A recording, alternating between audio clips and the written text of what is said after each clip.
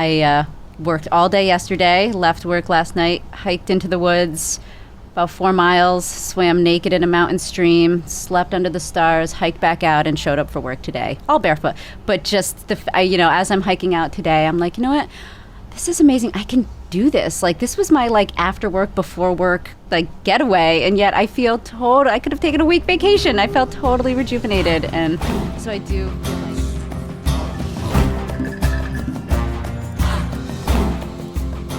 That was Wyndy Kate Reese, and this is the Yogi Triathlete Podcast. Welcome back. I am your host. My name is Jess. And what do we do here? For those of you that are tuning in for the first time, we bring you people every week who are looking, finding, and living their purpose. And why do we do this?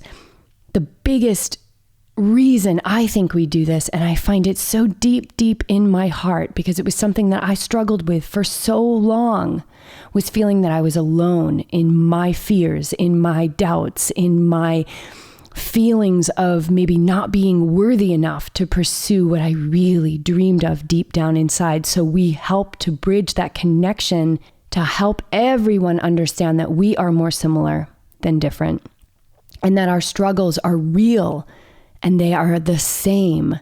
They might take different words or descriptions or professions, but our struggles are the same. You guys, we are connected. And so our hope, our dream, our purpose with this show is to bring you into story and share the narratives of people through authentic, raw conversation. People who you may never have met in your life otherwise. To show, simply put, that we are more similar than different. And maybe, just maybe, it will spark something within you to put your inspiration into action. And today we bring you our new friend, Wyndy. And she's not really a new friend because we've been friends with her from afar for several years now. She is the co-owner of Green Goddess Natural Foods Market. She is a mom. She is a community educator. She is a holistic healthcare counselor, and she is a barefoot hiker, which is my favorite part of the conversation. She has a major achievement in this field, and you will learn about that on the show today. So stay tuned. It's a super kind and sweet and beautiful exchange with this woman who are all of those things as well, sweet and beautiful and kind. And we're so excited to bring her to you guys today. But first, I just want to remind you, oh my goodness, again, I'm reminding you of our September giveaway. But you guys, we're getting feedback from you. You're sending us emails. You're telling us the impact that this podcast is having on your life. And we're just asking, take it one more level. Share it with the iTunes world. Leave us a review. It really helps out the show and gaining more visibility for what we're doing here and a bigger future for the show so that we can keep it going. The community is growing every week, and we appreciate every share and every conversation you have about it. But just take your feedback and bring it to the iTunes world. And what that's going to do is it's going to put you in the running this month to win a Trigger Point Therapy Foundation Collection Kit. We are partnering with our friends at Trigger Point Therapy, one of our favorite self-care companies. And we are giving away this awesome collection kit. So you can check out all the information on this giveaway in the show notes for this episode on yogitriathlete.com. Please go to iTunes, just leave a few words sharing your experience with the Yogi Triathlete Podcast. It would be so appreciated, you guys. So I think that's it. Let's just dive in and let the conversation kind of speak for itself. So enjoy our chat with Wyndy Kate Reese. Part of the family, the Lake Placid family. Yeah, I know. It's going to be really hard. You know, if it didn't snow here, we'd stay. We would absolutely stay. Come and go. All right, so here we are at Green Goddess. We discovered you guys probably 5 years ago. I would say the first time we were up here was 2011, and we were searching for a place to get some snacks and stuff for the ride home. And I remember coming over the hill and seeing it, and it was like, oh. I mean, it was like, these are our people. And then since then, there's been no other place we go. This is it. Yeah, this is it. Ironman Lake Placid, real fuel. Yeah, so it became, I mean, and I know you from over the years of being here, but you guys got to know us a little bit, at least by familiarity of us coming in here almost every day for the last 6 weeks for the for whatever we needed, but always the vegan, gluten-free chocolate chip walnut banana bread that I've been eating every afternoon at 3 o'clock with my decaf coffee. Yeah, that is a good staple. Yeah. Tell us a brief story about how Green Goddess became your business. Okay.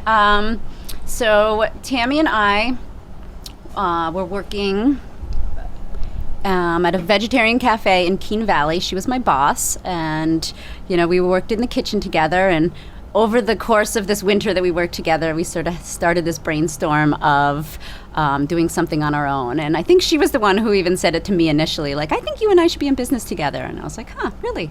Okay. And about a year later, we decided to start a food service business. So in Lake Placid, we were one of the original members of the farmers market. So we helped start the first farmers market in Lake Placid, and we were the prepared food vendor of the market, with the intention of helping them come up with new ideas for some of these somewhat strange or unusual vegetables that were being sold at the market. So that's how we started, and we got a following, and then we had a couple retail stores who wanted us to wholesale some of our products to them, and so we started doing that. And were you operating under Green Goddess at this time? We did, yes. We started Green Goddess as an LLC from the beginning. So Green Goddess Foods LLC was our... Who came up with the name? Tammy's husband, Nick. The story is he named it after his favorite sandwich from a cafe down in Albany, which is where they lived before they moved here, called Shades of Green. And they had a Green Goddess sandwich that he loved, and so he thought Green Goddess would be a good name for us. Oh, I love it. Yes. So from there, we were cooking at there was a local natural food store that we were using their commercial kitchen to cook out of. And the owner of the store approached us after we'd been in business for 2 or 3 years and asked if we wanted to buy her store. She wanted out. And we talked about it together and decided it seemed like a natural progression for our business. We were a little bit tired of being transient. So because we were doing markets and festivals and catering events, we were always moving our stuff from place to place, and it was getting a little bit hard. So we accepted her offer and took over her business and changed the name to Green Goddess and expanded our following, and have been in a state of expansion ever since. So at that point, were you down on Main Street? We were over just off of Cascade Road. Yep. Newman Road was the name of it. And was it prepared food, so it wasn't the market yet? Oh, it was the market. Yeah, it was the market. Bought a small natural food store. Okay. Yeah, yep, as well. And how long were you in that location? About 5.5 years. And what was the reception you said that your following was growing, but what was the reception that you were getting from people in the area?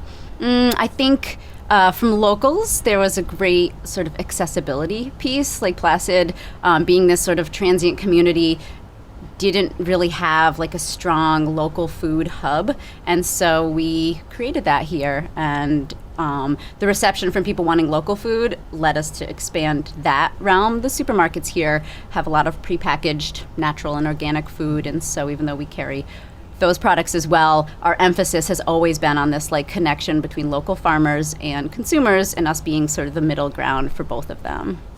And then eventually you grew out of that space. Yes. Sounds like there's a little story there. There's a little story with that, but in a sense, yes. I feel like sometimes the universe offers us opportunities that we don't necessarily see as opportunities in the beginning, but are absolutely opportunities in the end, and that is one of them, for sure. And then you moved to this location here. Yes, yep. So bigger store.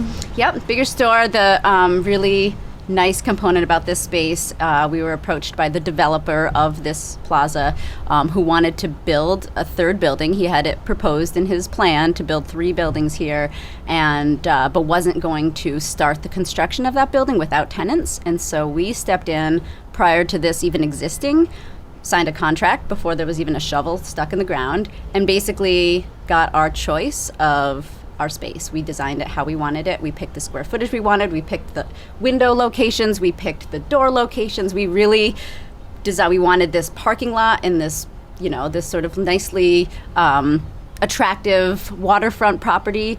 So we got to decide all that because there was nothing here. And then because they needed to build the building anyway, the cost of doing all that was wrapped into that construction That's project. amazing. And you got your kitchen for the Scape Cafe. Yep. So we designed the kitchen and the cafe, and we're able to put that where we wanted it and design that how we wanted it. So we had more freedom than we ever thought we would have.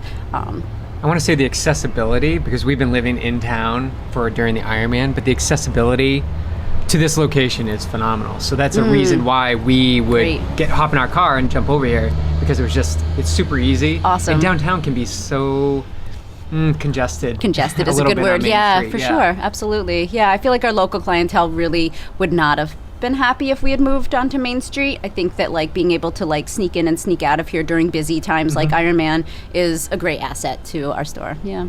Just doing a little research, you guys were both part of a recent award, the New York State Small Business Persons Award.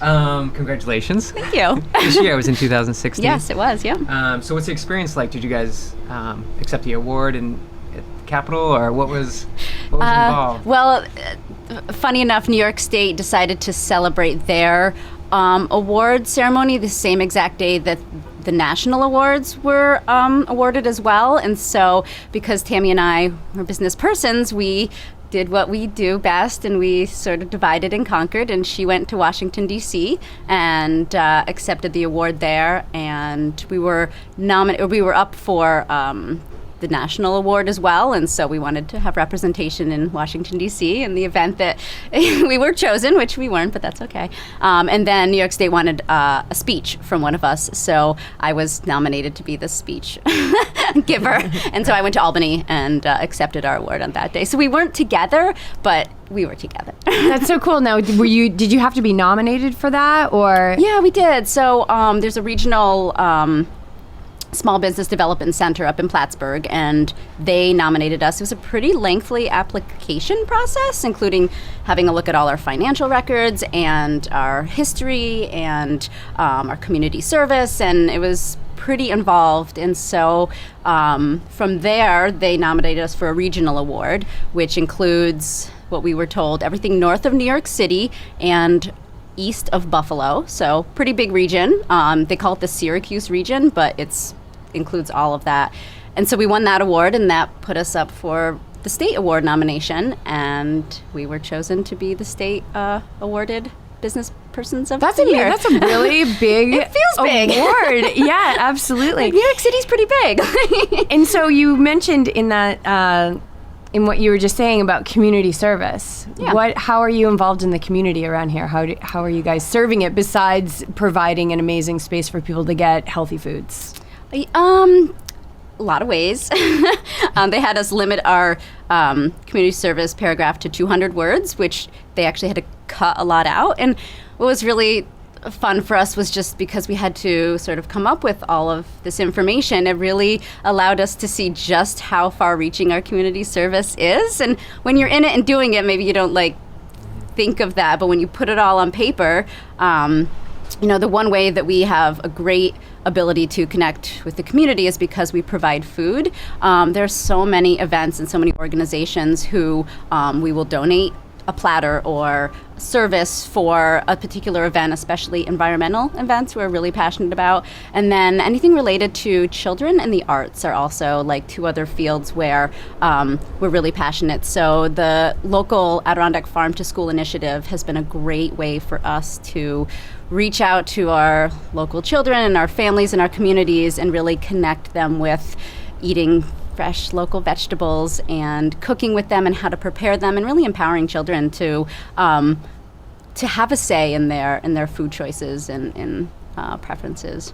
Yeah, and just and taking away the mystery. You had mentioned early on about when you guys first started at the farmers market, taking the local fruits and vegetables and things that maybe people aren't, like kohlrabi, things that people are like, what do I do with this? Exactly. And because we always talk about eating the spectrum. So we're completely plant-based, and we always get the question, where do you get your protein and all of that? And it's like, if you eat the spectrum, not only are you going to get your protein, you're going to get everything you need. Yeah.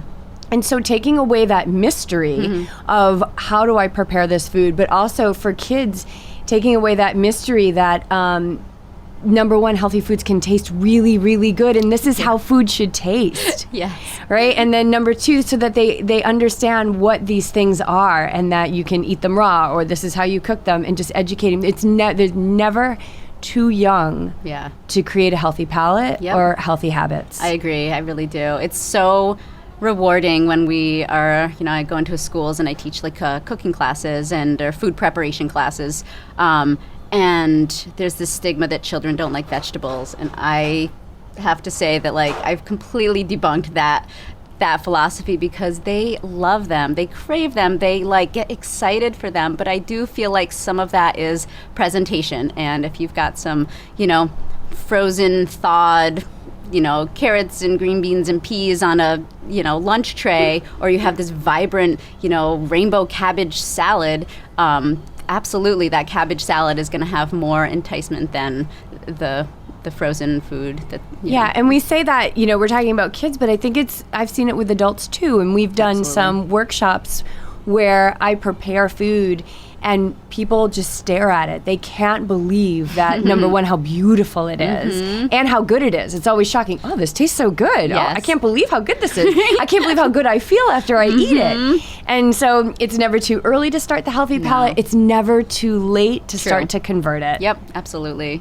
And so I guess that leads me into, we live in we're a very sick nation right now. And so what do you have to kind of speak to or say about just the observation of our current food system?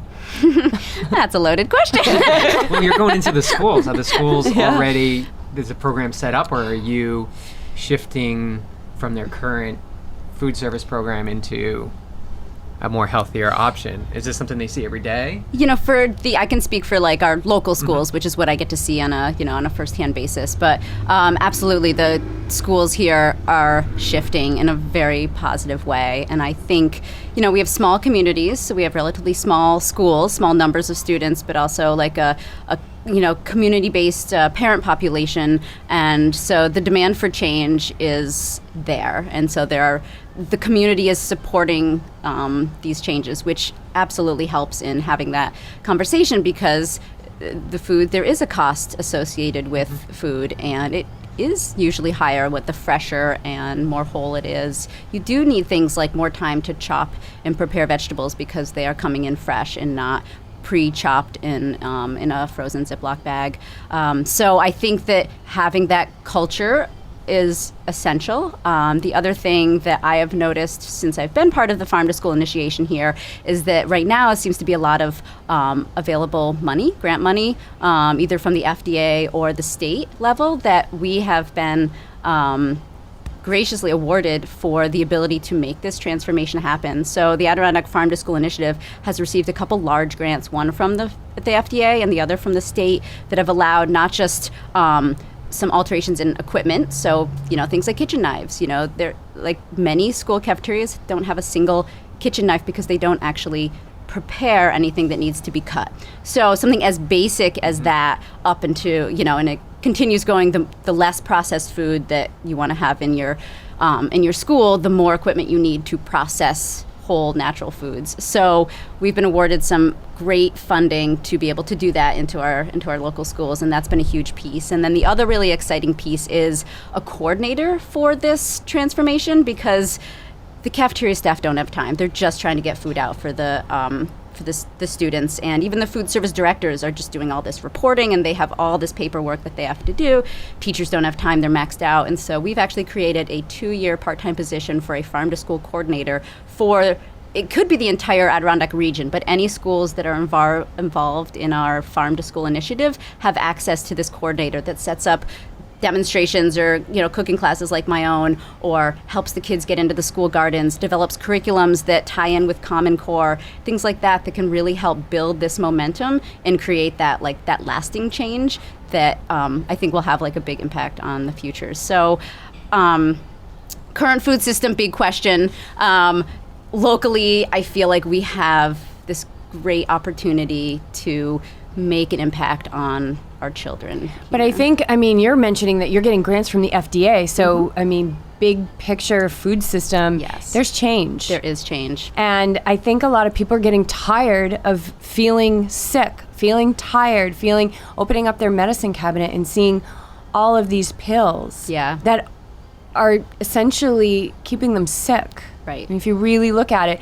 And so just to hear that is so encouraging, that I believe that there is change, that people are going to be the ones to determine it by voting with their dollar. Yep. Every single dollar they spend. Absolutely. And we always say, pay now or pay later, right? And what Yep. is more important than the food you put in your body? I can't think of anything. Because it's medicine. Like, it can be medicine or it can be poison. Yeah.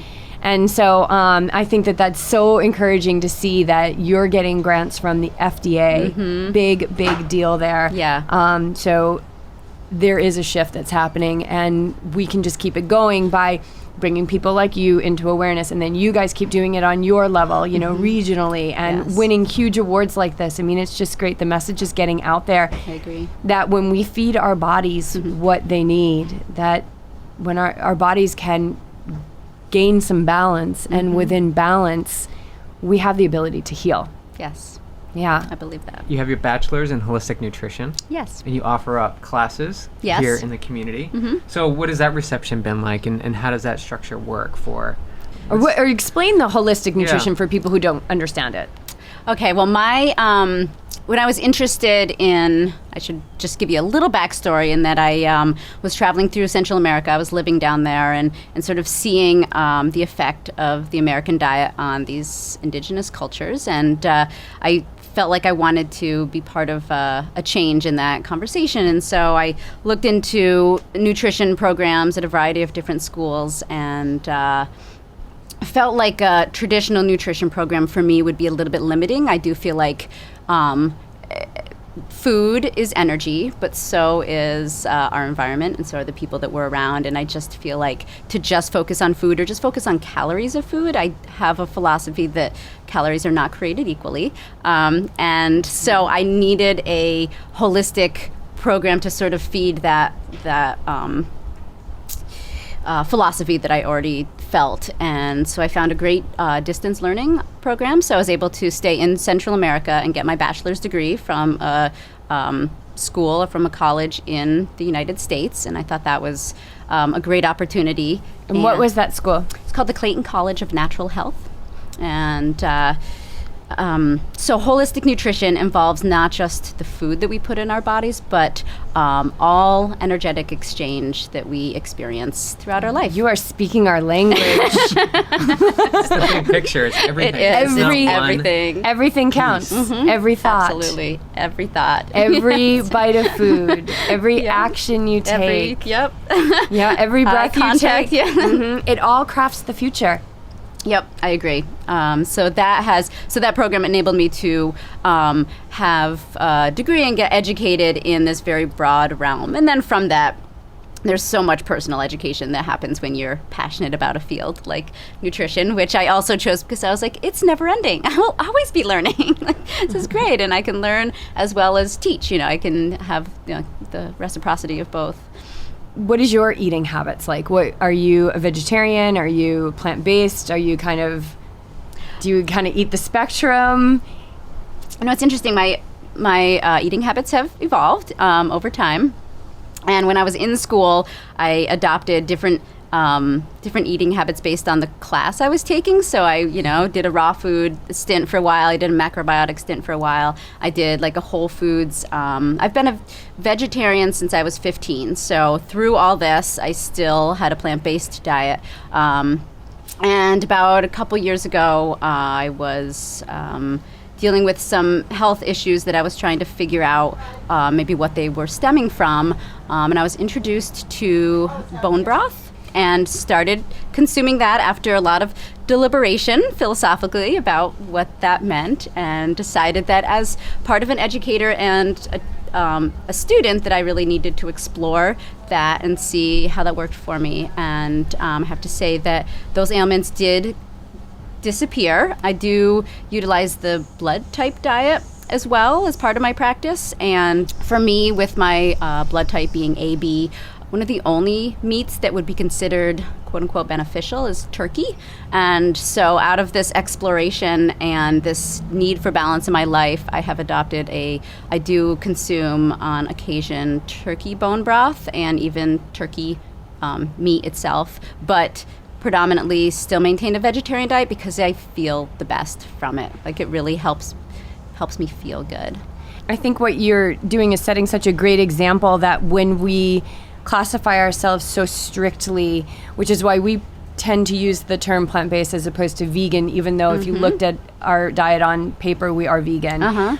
But that if I woke up tomorrow morning and there was something with my health, or I woke up and my body said, you need, a piece of meat, or you need this, that I wouldn't close myself down because of these borders that I put. Like, exactly. And I think, we have people on this show that are meat eaters, that are plant-based, and that, I consider ourselves as educators as well, and that we have to keep that wide open spectrum. You're right. Or you nail yourself into a corner, and for some people, they will push through even though they don't feel well. You're and right. I think it's really important, we always say, to find the diet that works well for you. Yes. And because we're always changing, I mean, right now, as we sit here, cells are birthing and dying, and we are changing all the time, that you have to have that flexibility. Yes, I agree. And so right now, for me, eating a strictly plant-based vegan diet is absolutely what makes me feel the best. So here I am now, and if that needs to change, then I need to be flexible. But I have had experience with bone broth as well, healing stress fractures early on in my triathlon career. Yeah. And at the time I was a vegetarian and was really having a hard time with it. And my acupuncturist was like, how can we get you to do this? And I did it, and it smelled terrible. But, the health of my body was the most important thing at that point. Yeah. And so you can take it as a blessing and receive it as a blessing and appreciate the sacrifice that was, brought into it for you, for your health. It's true. I feel like the source is really important, and then how we interact with that source is also equally important. Yeah, the mindful eating. So let's get back to the classes and stuff that you offer here in holistic nutrition. So what does that all look like? Well, if you check out our website, it's pretty extensive. But I have a passion for teaching, and it took me a while to accept that education was part of my path. But we have had the opportunity, Tammy and I, of doing everything from going into somebody's private home and having a group of friends come over, and they're drinking wine and we're making food, and it's a very sort of loose, informal situation, to we actually have done multiple series of classes at the Adirondack Medical Center, the hospital here. We did cancer prevention, we did heart health, we did eating the rainbow, which was sort of like a colorful, how to get all your nutrients from a broad spectrum of colors. And we've gone into schools and done, whether for teachers or educators or for students, we've gone into colleges, both North Country Community College, Paul Smith College, and then into elementary and middle and high schools. We've done plenty of cooking classes here. The Lake Placid Center for the Arts has a continuing education program, and we've offered classes through them. So we really have been involved in the education piece since the beginning. That was one of our, at the farmers market, we were educating customers, but then we were also offering these food classes as well. And it's a great way to interact with people on a personal level, as well as sort of tailor the conversation to a specific subject that people are interested in. So you're showing them the how to make it. And you're also explaining to them why they're eating these foods. Are most people shocked at what these foods taste like, or are they more like, well, we kind of knew what we were getting into? It depends. Some people go, for the idea of expanding their repertoire of recipes, and so they already have a good foundation and they're just looking to create a few new things. Other people are completely they've come at it from floored. Yeah, totally floored. It's totally new for them. Sometimes it's a lot to digest, both figuratively and literally at once. But years later, I'll have some random person come up to me, sometimes on the street, and just be like, I still make that recipe that you taught me in that cooking class. And it's been like, we've been doing this for almost 12 years now. And so the lasting impact has been like surprising, but really nice. It's validating, I guess. I think the interaction, so getting in with these people one-on-one or the small groups is the place that we're going to make the most difference. So on the Ride the High Vibe tour that we're on, we had these big aspirations of doing these big group like meetings and talks, but we're finding it's the individual conversations we have with you or a person down at the Ironman this weekend that we're finding there's a continued connection. They'll come back to us on social media and they say, "Oh, you mentioned that, and that's exactly what happened." Like, that's great. And they're feeling that. So I feel like this is aligning with what the Ride the High Vibe tour is. And it's making those connections, individual connections, and you reap the rewards years later, obviously. Yep, it's true. And so as far as what are you seeing around here as, a community in and of itself? Are you seeing heart disease up here? Are you seeing kind of those standard American diet type related illnesses? And are you seeing those people come to your classes or working with you one-on-one? Yes and yes. Absolutely. I feel like we are, apparently, I've heard a statistic that Lake Placid has more cloudy days than Seattle. So we deal a lot with seasonal issues that because we have these long, dark, cold winters that are really difficult for many people to even just be active, much less get enough vitamin D or get enough sunlight or even human interaction can be really affected in the winter here because it is so cold that we kind of do just like run in the store, run in the post office, and then run back home. And so I feel like those factors do affect our communities, whether it's obesity, heart disease, cancer, things like that. I feel like Green Goddess has become a resource for people, by offering free, we hang up a sign that says, nutrition counselor on staff or on duty when I'm here. And so people have the opportunity to come in and, talk with me. 5-10 minutes is usually the most time I can give on that level. But by offering private counseling, if somebody really has some things they want to work on, we can take it a deeper level. And so many people come in and they're like, my friend or my aunt, or we just had these people recently from New Jersey who said their yoga teacher down in New Jersey said when they come to Lake Placid on vacation, they have to come into Green Goddess and talk to me because somehow I made a connection with somebody else that, so I feel like it's, having that source for our communities of education and of an alternative or another option for people is a huge necessity. And I believe that it's having a positive impact. Yeah, those one-on-one connections that BJ was just talking about, those 5-10 minutes that somebody comes in here and talks to you and then they go home and then they spread that throughout their family and then maybe somebody shares it with a friend. I mean, this is how we change the world. Yes. This is how we change the world. It's the one-on-one and then you give it away. Yeah, you give it. And then it's like a skipping rock. Like it's gonna skip as long as it needs to, whatever that chain of effect is gonna be. Yeah, I like that. And all you can do is just put it out there and then just move on. Right? And so like BJ was saying, we thought we were gonna be doing these bigger group events, but we are finding the most potent moments are outside the bathroom at the campsite. Yeah.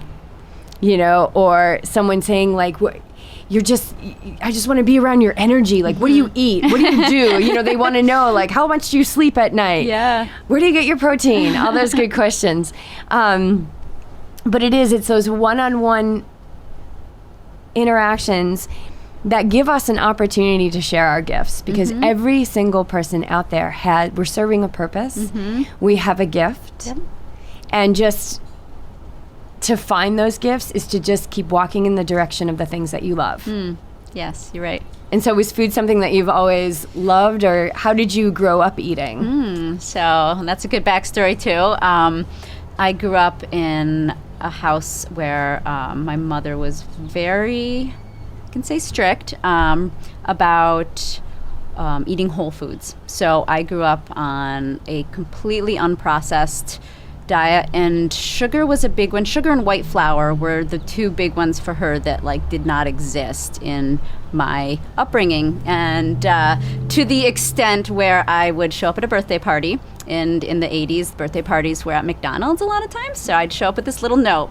And in my little note that I had to hand to the parents of my friend would be, I could have the milk, but I couldn't have soda or juice. I could have a plain hamburger with no cheese, no condiments, and I don't even know about the bun. And I couldn't have the cake and ice cream that they had at the end. And so I have to say it was a little traumatizing. And that's just one example of trick-or-treating, forget about it. School lunches, forget about it. She was pretty strict, and at the time I did not appreciate it. I will be honest, but I have appreciated it every day of my adult life since, because what she did create, and she admits that she was a little bit excessive with her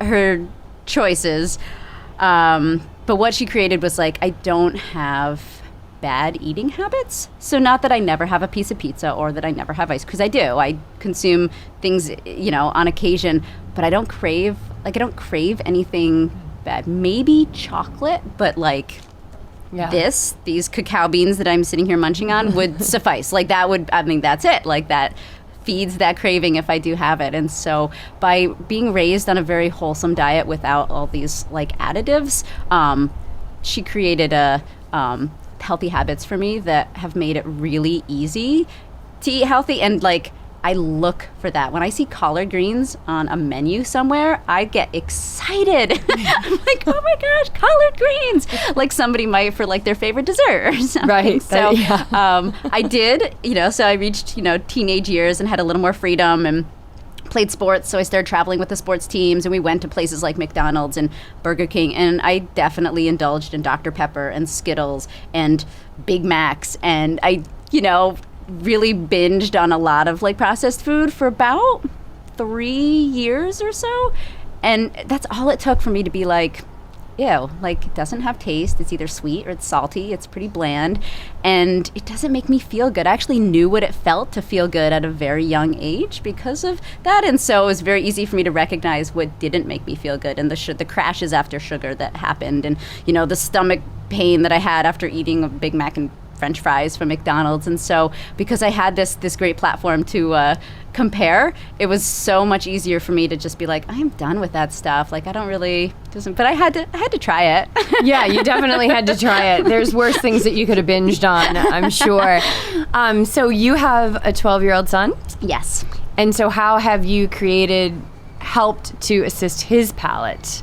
And have you received resistance, or do you pin a note to him when he goes to birthday parties? I do not pin any notes to him, no. I definitely took some of the trauma from childhood and decided I was not going to pass it on. But, a couple things. One, I do try to, I've given him very healthy access to very healthy food from infancy on, and so he also developed these, I feel like he's developed these preferences to healthy food. I've not been so strict like my mother, because I felt like it polarized me in the opposite direction by being so restricted on what I could eat. I actually desired those foods that much more. So for him, luckily enough, we have a store here that has something like natural soda or M&Ms that don't have artificial coloring, and so he can sort of have these little treats with, on a healthier version than what he would get at the convenience store, but still with the idea that it does contain sugar, and sugar can have an effect on our bodies. And as he's gotten older, I've been able to weave in the education,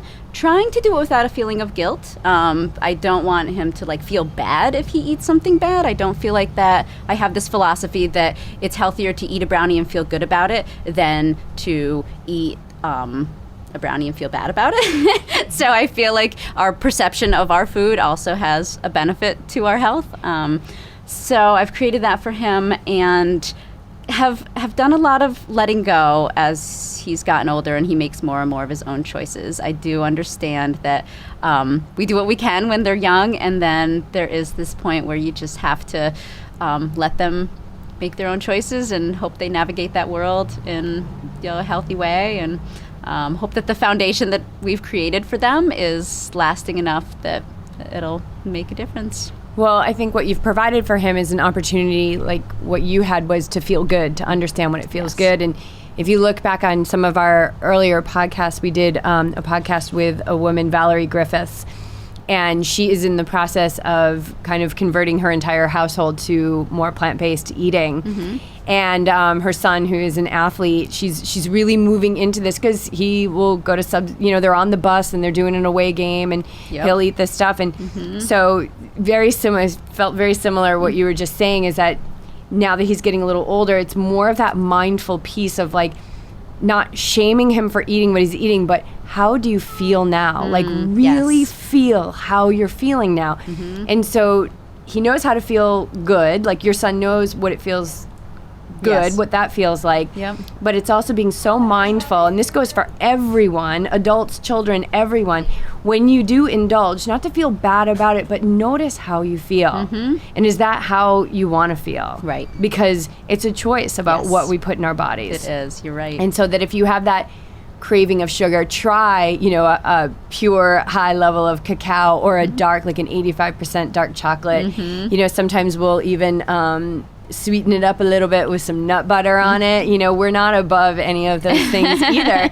But it's see how that does, and it's about creating that healthy gut biology, right? And I don't know if you do teach any of that to people about the microbiology, because I mean, that's so amazing when you start to look at it from a scientific level, what's going on in our bodies, and that we are outnumbered 10 to 1, like living organisms to ourselves. And that if we're eating French fries, then we're creating French fry microbiome. Is that correct? I mean, I'm not a nutritionist, but this is what I understand from just my self-education. So do you educate the public on things like that? Is that an eye-opener for them, or is that a little too deep for the classes? Or? Well, it's interesting because I do teach a class on cultured foods, and it's been really fun. I've taught it a few times to see people's reactions, because there are some people who are like, "This is so cool," and then there's other people who are like, "I don't want to try that. I'm not going to taste that." Like, there has been such a stigma against live foods. I mean, raw milk being a prime example in our country, and how over time the bacteria has gotten such a bad reputation that even through like an educational, like hands-on class of making sauerkraut or kombucha or even and those things are easy to make. Yogurt, things like that, but there's still this idea that bacteria is bad. And I have had people who have signed up to take the class actually refuse to try anything from it. And timing is everything, and so I have this belief that sometime in their future they might read something or see something or talk to somebody that might bring home what they took in from that class and have them see it in a whole new way. But I do get both. You're right. It's always interesting, and to me it's all experience. So and the people who, it's like somebody who will sign up for my yoga class and come in, and I can see the frustration, and they'll shake their head and maybe they walk out, at some point in the class. And instead of being like, oh my God, did I do something? Right. It's not that. That's how far their rock skipped that day. That they were supposed to sign up for the class. They were supposed to be exposed to this information, but that was all their bucket got full and they were done. You're right. I like that analogy. That's good. And then someday it's gonna come in. It's gonna come in, like you said earlier. The universe has a way to educate us that sometimes it doesn't feel so good, sometimes it's not enjoyable, but it's always it's always for our highest good. Always. All right, so I know we're kind of winding down our time here, but I just learned something very interesting about you, that you are a barefoot hiker. So tell us about that. What is that all about? Well, it literally involves not wearing shoes when I go hiking, but it stems from, my personal experience stems from, from high school, maybe 17 years old, and I was in a pretty crazy time in my life and feeling very ungrounded, and all of a sudden realized that when I was walking on the earth without shoes, that I felt more balanced and I felt more whole and I felt more centered and focused. And so I started hiking barefoot and going into the woods, because nature itself, just being in the woods, is very connecting and grounding and healing itself. But adding that element of removing my shoes and actually having my skin touch the earth was so healing and therapeutic for me that I developed this desire to do this. So I set I grew up in the Adirondacks, so my goal, I was like, well, like there's these 46 high peaks here that people hike all the time, and I was like, well, maybe I'll just do them barefoot. And so I started hiking the high peaks barefoot, and at the time nobody had done it. I did kind of do a little investigation, and the idea of being like the first something was really like exciting for a teenager. Needless to say, I moved away after high school and kind of came and went for a number of years, and in that time there was a man who came and did all the 46 high peaks barefoot and left. And at first I was a little bit like frustrated about that, because I was like, I wanted to be the first. And then somebody very practically mentioned that he was a man and I'm a woman, and so I could still be the first woman. And so it gave me this new like desire to do it. So I am the first, and as far as I know, the only woman who has hiked all 46 high peaks barefoot. But that was like the what I needed for momentum to accomplish this. But I hike as much as I can barefoot, and whenever I'm feeling imbalanced or depleted, or even just a little bit crazy, I don't know, but going into the woods barefoot and taking a walk on the earth, whether it's for like 10 minutes or 12 days, is so therapeutic and healing that I wish more people would do it. I feel like it's one of the simplest ways that we can balance our bodies, that it should be known and it should be celebrated. And I feel like there's so many people who are like, I can't do that. And I'm like, yes, you can. Let's go. And it's been, I think, very like liberating for people to go for a walk in the woods with me barefoot and come back to their vehicle and be like, wow, like that wasn't that hard. Like that felt really good. So it is something I'm very passionate about. I think that's beautiful. And one thing I've learned about, literally we've been living in a tent, and we're going to be living in a tent for a few more months. And the one thing that I have realized, one of the things that really stands out is how sterile our society is. True. Yeah. And I think that probably has a lot to do with us getting sick, us speaking generally.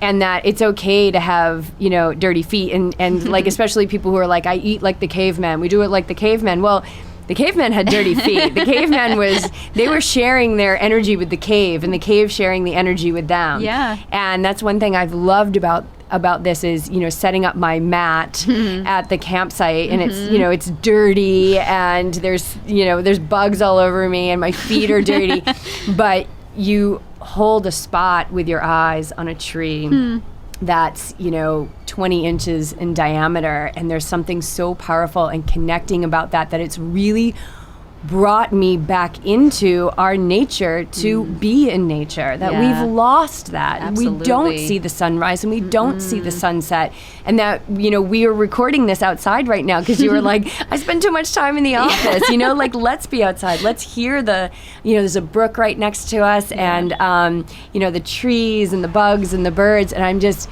when we were in a hotel last week for the race, and it felt like all of that was being shut off. Yeah. Yep. And I don't think I ever would have noticed that had I not been living outside for the last month. Right.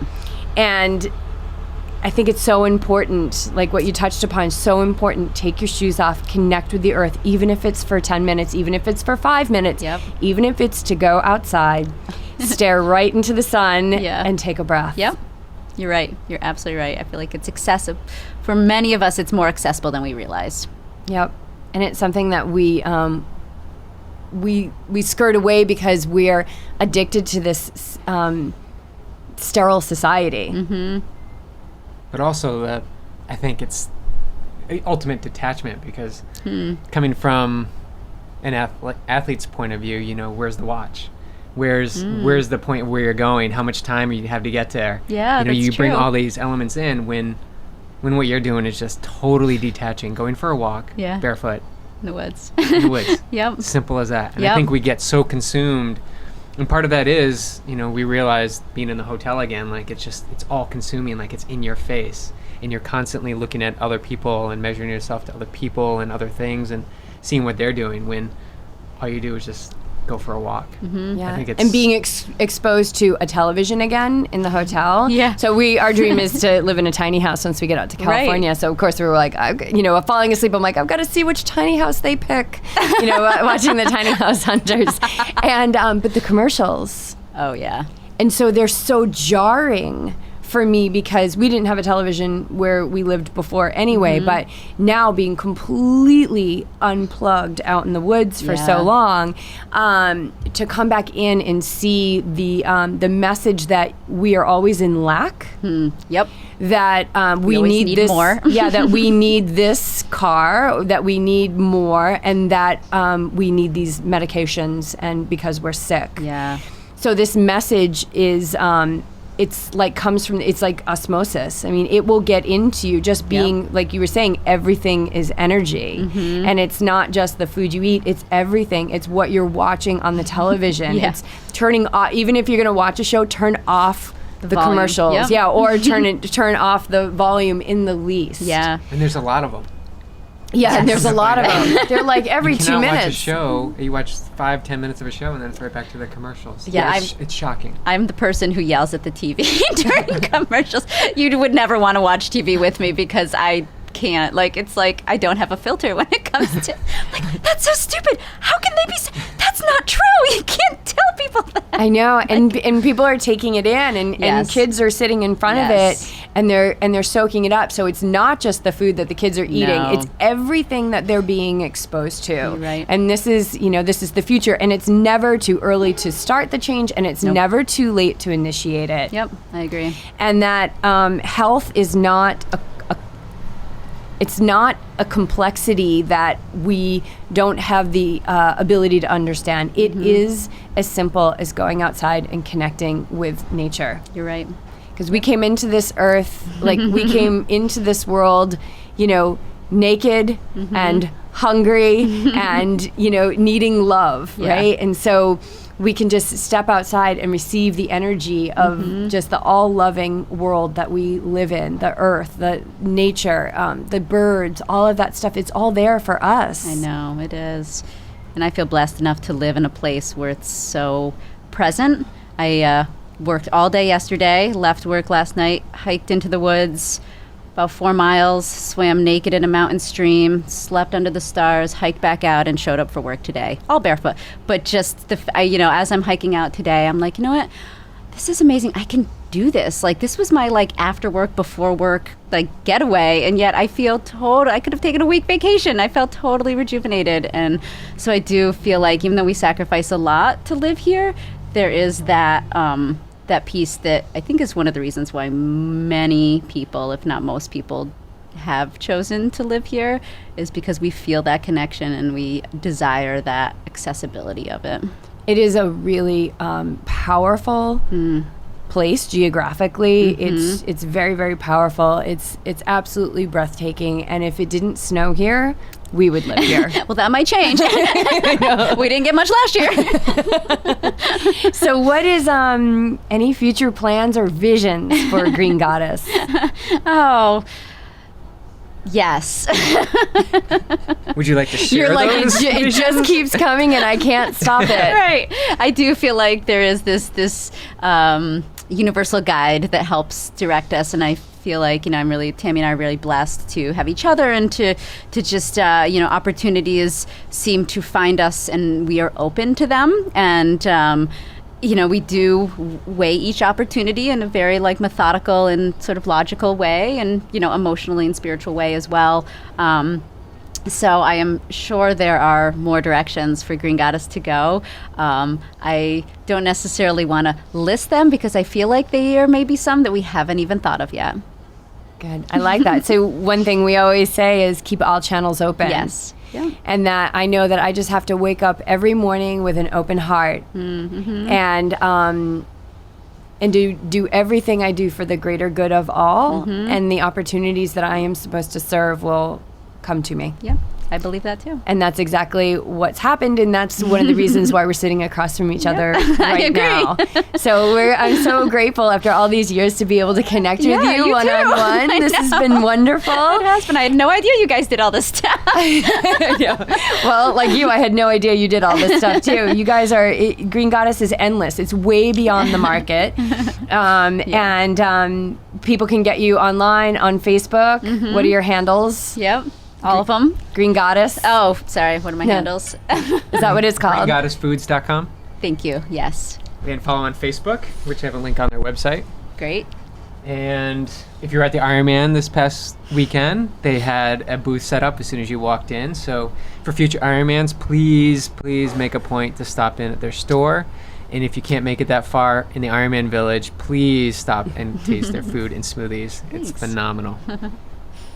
And so I always like to leave with one final question of, if somebody is out there and they're not feeling good, or they are affected, by where they live, whether that's the weather or the ability to afford food, what would be one thing that they could do every day? Holistically, so think the full spectrum. What's one thing that they could do every day just to start to live a more vibrant life?